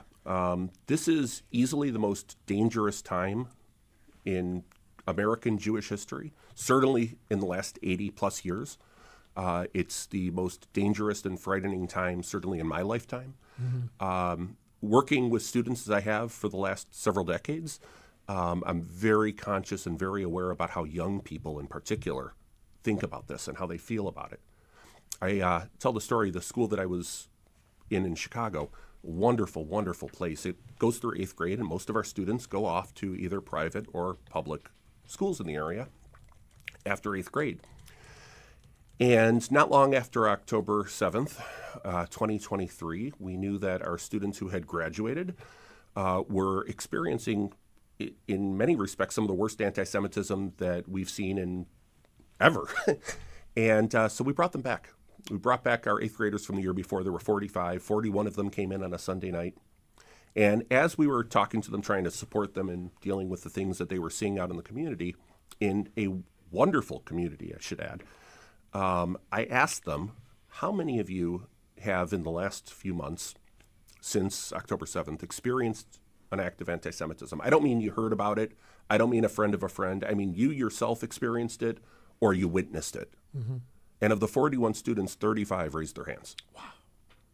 It is completely common now for people who have always proudly worn their Judaism, who have always been proud of their identity, to now think, should I have the external, the outward-facing symbols of who I am and what I believe in my people and my culture? And increasingly, that's a difficult thing. We at the museum believe that you stand up to bullies. We at the museum believe that when all is said and done, you have to be proud of who you are. And we teach people how to do that. Yeah. But do you feel culturally we're facing that in all different aspects, not just for Jewish folks, but for everyone, of expressing who you are, that there is a new and renewed fear of truly expressing how you feel, how you wish to live? Do you see that? I think we're in divisive times. I think things feel more dangerous than they have been, and it is a shame in a free society, in a democratic society that's dedicated to these incredible principles, that people would be afraid to be who they are. And, again, push comes to shove. We want people to be comfortable with who they are. We want people to be proud of their identity. We want people to be able to celebrate rather than to hide. Gary Weisserman is the Holocaust Museum Houston's CEO. Gary, thank you for joining us today. Thank you so much. We have to have our chat about pizza shortly. Yes, looking forward to it. And coming up, we'll talk about staying safe in the summer heat.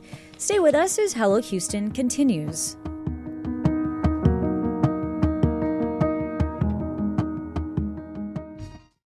Federal funding for public media has been cut. In response, we're creating Houston Public Media's Resiliency Fund. Donations made toward the fund will directly counter the loss of the $2.2 million in federal funds that were cut annually and strengthen our station's foundation to provide our services into the future. Contributing to this fund is easy and quick and makes all the difference to our station. Help build the Resiliency Fund now at houstonpublicmedia.org/donate. If the tag on your clothes says made in the USA, what do you assume about the working conditions of the people who made it? Would like a generous estimate be like every single person who touched this piece got 40 cents? 40 cents is probably too high. I'm Elsa Chang. We dive into the reality of garment workers in America on the next All Things Considered from NPR News. It's on today at 3 o'clock on News 88.7. Support comes from Carr, Riggs & Ingram, CPAs and Advisors, a top 25 nationally ranked full-service accounting and advisory firm offering tax, audit, accounting, consulting, and advisory services. Learn more at cricpa.com. Support for Houston Public Media comes from Houston Public Works. Watering a lawn in the early morning or evening will reduce evaporation, and no more than twice a week. It's a simple way to conserve water and keep a lawn healthy. More at givewaterabreak.org.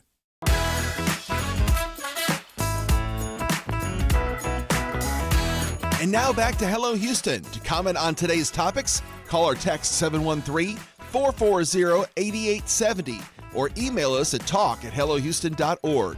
Now here's Ernie Manouse, Celeste Diaz-Sherman, and Frank Billingsley. If you've lived in Houston long enough, you'll know just how brutal the summer heat can be during this time of the year. Considering how we're currently in the month of August, which is on average the hottest month in Houston, it's important for parents to know how they can protect their kids as we navigate the peak of summer heat in the Bayou City. And joining us now to tell us more about this is Dr. Shubhada Hooli, a pediatric emergency medicine physician at Texas Children's Hospital. Dr. Hooli, welcome to Hello Houston. Thanks for joining us. Oh, thank you so much for having me. So oftentimes we hear heat exhaustion. Oh, yeah, 98 today. Yeah. And the signs often are really confusing. What should parents be looking for if they think possibly your child's been outside for a while and they've been playing? What are some of the signs parents should be looking at? Well, first of all, you're absolutely right. It can be really hard to tell what exactly is going on, especially with younger children, because they're not able to really understand what's happening within their own bodies or even say something to their parents. But the key things to look out for are seeming a bit more tired than usual, maybe even stumbling a bit. They might have a little bit of cramping or say that they have a headache, but those are the key first warning signs. And what do you think are some things parents can do to prevent from something like that happening? Yeah, absolutely. And I really want to emphasize that this is all 100% preventable. We just have to be smart about it and have a plan. I think that it's unrealistic to ask families to keep their kids inside for most of the day, because unfortunately, like you were saying earlier, Houston's a really hot town, but we're also a very humid town, which makes it harder for our bodies to cool down. A key thing is staying well hydrated, though. And this might sound a little bit excessive, but even encouraging your kids to drink every 15 or 20 minutes when they're outside is the first great step that you can do to prevent those types of health problems. And when I say drink, I mean even eat a popsicle. When I was a TV weatherman, I talked a lot about the feels like, right? The temperature, humidity index, what you're referring to. And I mean, I had some pushback on it because I would say, it's 95 and it feels like 106. And people would say, you can't tell me what I feel like. That's, that's just crazy. But you're the physician here. It's not crazy. And it really does make a difference with the humidity, doesn't it? Yeah, absolutely. And I'm happy to kind of explain it in a little bit more detail.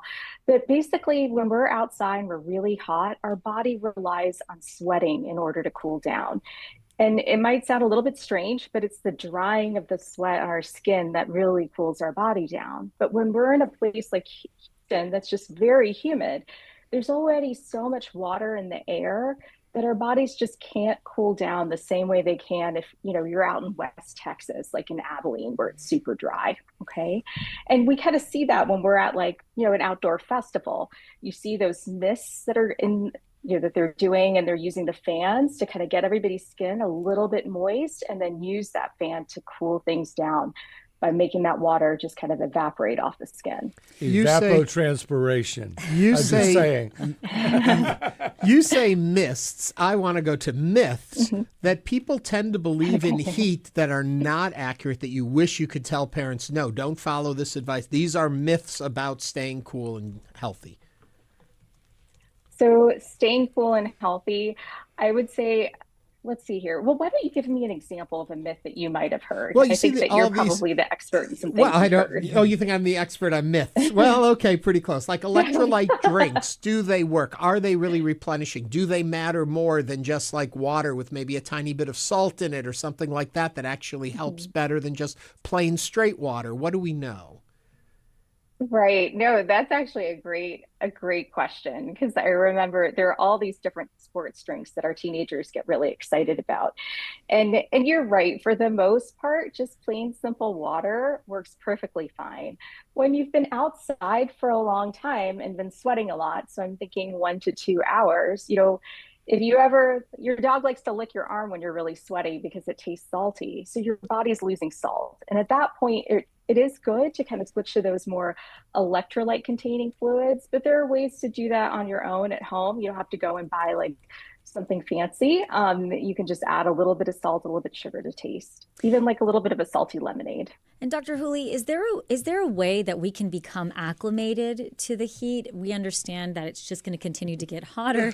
Is there a way we're going to become acclimated? That's probably a myth too. Is that a myth? Well, I think instead of calling it acclimation, let's call it empowering ourselves with knowledge, right? And having a plan. So that means making sure that we know what to look for in one another, but also that our kids, especially like our athletes, know what to look for in one another, and dispelling those myths of pushing through the heat, pushing through work, and really taking a moment to take the time to drink and, settle out in the cool, shady space periodically when we need it.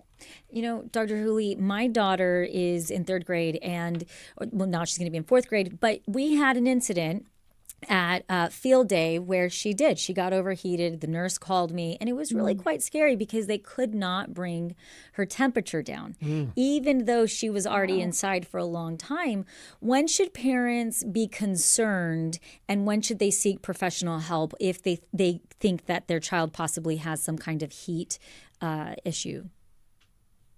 Yeah, and that's an excellent question. And you were really in a unique situation because since your school had a nurse, your child was already receiving some professional help. I would say that if you're at home and you're not with a nurse like at school or another healthcare provider, and you can tell your child is overheated, it's time to go to the emergency center. Or if they're really sleepy, it's time to call 911. Okay. If somebody is just like a little bit tired, feels a little bit warm, but you give them something to drink, you bring them inside, cool them down, kind of do some basic things over the course of half an hour, and they're, getting like back up to their regular self, that's a different situation. But if we're really sleepy, if we don't seem like we're, getting better, and then especially if we know that the child is really hot, but they don't seem to be sweating, those are really warning signs. And those should prompt you to seek medical evaluation. You talk a little bit about cooling down. I remember as a kid, the kids in the neighborhood, they got too hot, really cold shower, ice bath. Yeah. So that stuff dangerous, right? Isn't it to drop it too fast, or do we need to? Well, if you're in an emergency situation, like, I mentioned seeking medical care, but if your kid's really sleepy, they're very warm to the touch, you can even tell that they have a fever, that's the time to start doing some of those things that you can do at home or on your way to the emergency center, which includes putting cold packs in the armpits and groins. If they're really warm, dousing them in water, again, because you're both cooling their body with the body temperature changing from the water being cooler, and also allowing some evaporation off that. But is it surface. Cold water or just cool water? Because I often worry about shocking Just the system. cool water. Yeah. You don't want to put anything like super cold, especially on the face, because that can definitely induce like a nervous system response.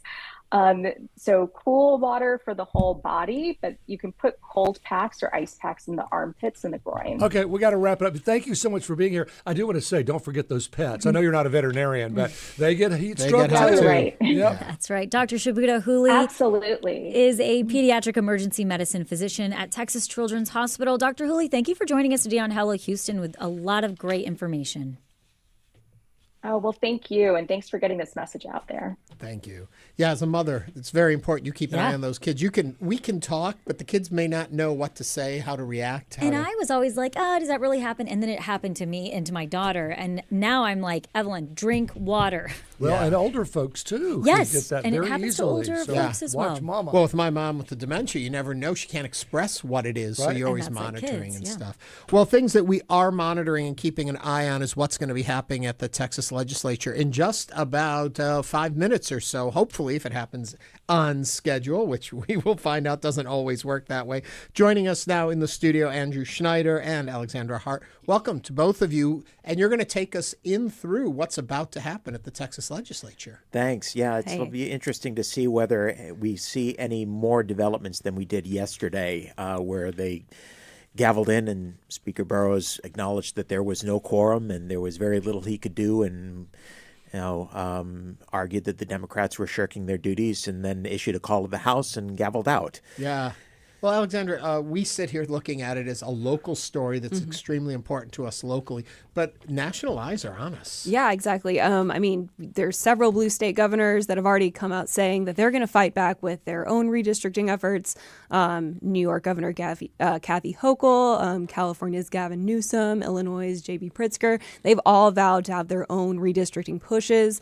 Now, New York probably couldn't follow through with that until the 2028 election, but California might be able to act sooner. So it's going to be interesting to see if this sort of undoes any of the potential Republican gains from Texas. But like I said, we'll see where that is. And of course, a lot of those blue states also hosting the Texas Democrats that are breaking quorum. You know, it's interesting, Andrew, you said a few minutes ago before the show started, we were talking about this, and we were talking about how quickly this could go. And you made the point, but politicians in front of microphones, they could have a few things they want to say. Well, yes, but the Texas House rules being what they are, the person that has the final say on whether anybody gets to say anything is the Speaker himself. And in that case, unless there is a quorum present, there's precious little that they could do. So very likely, Speaker Burrows will be the one person who will be making any significant comments to the extent that there are. Mentioning Speaker Burrows, he is in that position thanks to the help of Democrats. Is he showing any love back? This has actually been something that's gone on for pretty much the length of time that I've been covering Texas politics. You've had a Republican speaker in the House who's been elected due to a minority of Republicans and a majority of Democrats voting on that speaker's behalf. And it's always questionable what exactly the Democrats are getting in return for it. One could very easily argue that this is not necessarily something that's rebounding to their benefit, but one also has to look at this from the perspective of Speaker Burrows, which is that if you were to take a light hand at the Democrats in these circumstances, he'd be facing a rebellion among Republicans sooner rather than later. Well, we'll see how all of this is going to play out in a little bit. I'll be back in just a moment with Houston Public Media's Alexandra Hart and Andrew Schneider. Celeste, take us out. That's right. That's right. And that brings us to the end of our show. We want to thank you for listening, engaging to Hello Houston. We have had a lot happening, and we're going to continue, like Ernie said, monitoring what's coming out of Austin. Yep. And we will be back tomorrow with more conversations right here and on Hello Houston. This is News 88.7.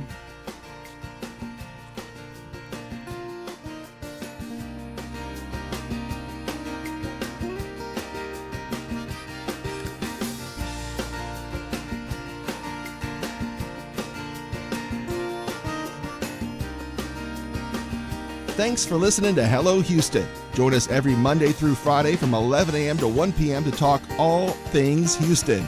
The Hello Houston production team includes Garrett Bowman, William Menjivar, Jen Altide, Todd Holslander, and Jim Kovacic. For the latest in local news, subscribe to the Hello Houston daily newsletter at HoustonPublicMedia.org. Hello Houston is a production of Houston Public Media. The opinions expressed by the guests of this program are solely their own and do not represent the views of management, staff, or underwriters of Houston Public Media. This is News 88.7. Tonight on Houston Public Media TV8, American Experience examines the final year of World War II in the Pacific, including the rationale for using the atomic bomb. Watch